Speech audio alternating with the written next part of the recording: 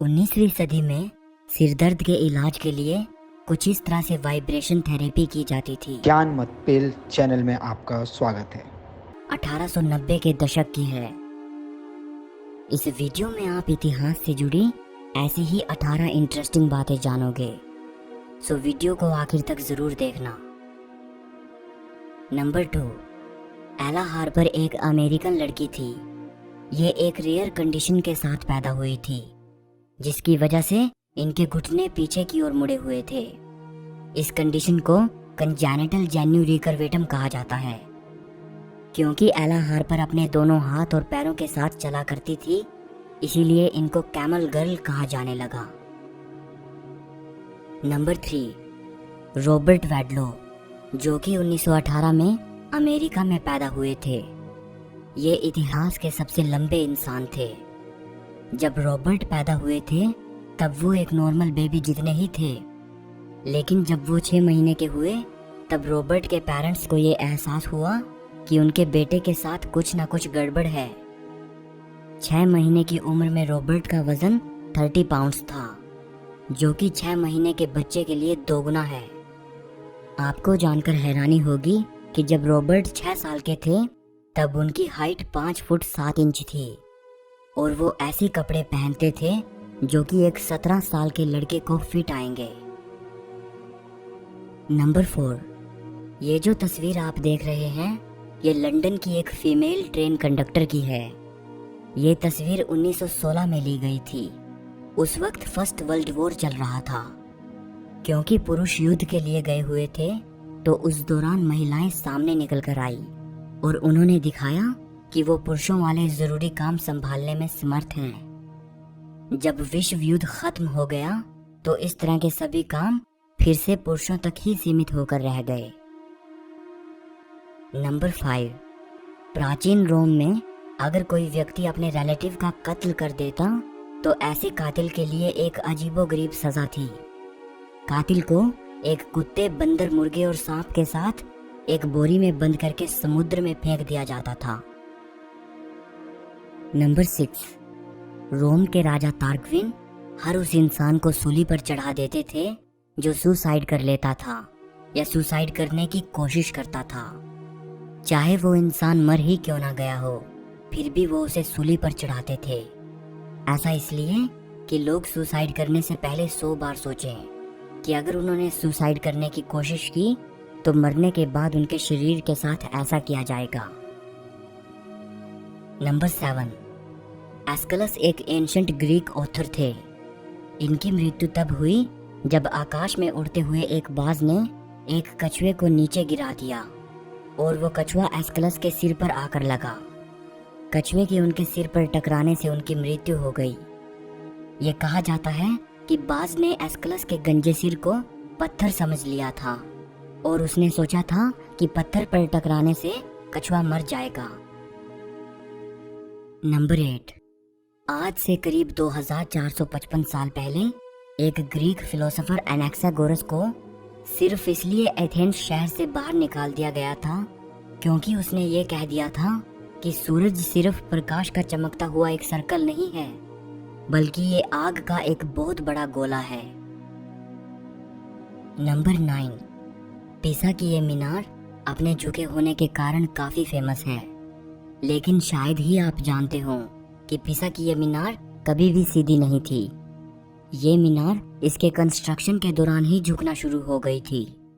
ऐसा इसलिए क्योंकि इमारत की बुनियाद अनस्टेबल सॉइल पर रखी गई थी। 12th सेंचुरी में जब इस इमारत के 2nd फ्लोर पर काम चल रहा था तभी ये मीनार एक तरफ झुकना शुरू हो गई थी।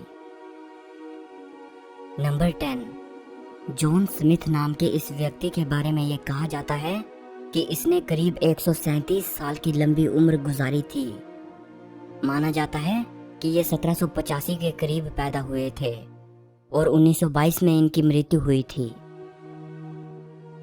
नंबर 11, करीब 1000 सालों से चीन की औरतों में ये रिवाज था कि वो बचपन से ही अपने पैरों को बेहद दर्दनाक तरीके से कसकर बांधे रखती थी ताकि उनके पैर ज्यादा लंबे ना हो पाएं। चीन के लोग मानते थे कि औरतों के लिए छोटे पैर काफी आकर्षक होते हैं 1911 में इस प्रैक्टिस को बैन कर दिया गया था। नंबर 12, एंशंट इजिप्ट में एक 13 साल के लड़के या लड़की को एडल्ट मान लिया जाता था। नंबर 13, 213 बीसी में चाइनीज एम्परर किन शी हुआंग ने ये ऑर्डर दिया कि चाइना में जितनी भी पुरानी किताबें हैं उन सभी को जला दिया जाए। ऐसा उन्होंने इसलिए किया था ताकि स्कॉलर उनके शासन को पुराने राजाओं के शासन से कंपेयर ना कर पाएं। बहुत से स्कॉलर्स ने अपनी जान को जोखिम में डालते हुए बहुत सी किताबों को जलने से बचाया था। नंबर 14, इसके अगले ही साल चाइनीज एम्परर किन शी हुआंग ने चाइना के 460 सबसे महान स्कॉलर्स को इकट्ठा किया और उन सभी को एक मास ग्रेव में जिंदा दफना दिया। वो दौर बुद्धिमान लोगों के लिए बहुत अच्छा समय नहीं था। नंबर 15, प्राचीन रोम के लोगों में ये विश्वास था कि एक मर चुके इंसान की आत्मा कुछ विशेष मानव बलिदान मांगती है।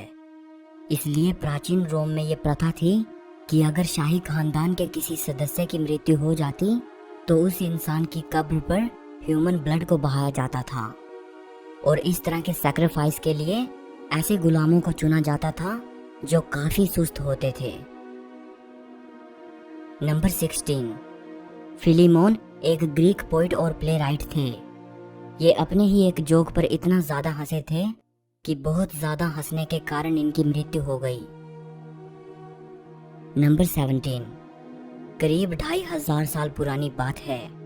एंशंट ग्रीस के मैराथन शहर में पर्शिया और ग्रीस के बीच एक प्रसिद्ध लड़ाई हो रही थी जिसे बैटल ऑफ मैराथन कहा जाता है। इस लड़ाई में ग्रीस ने पर्शिया को हरा दिया था।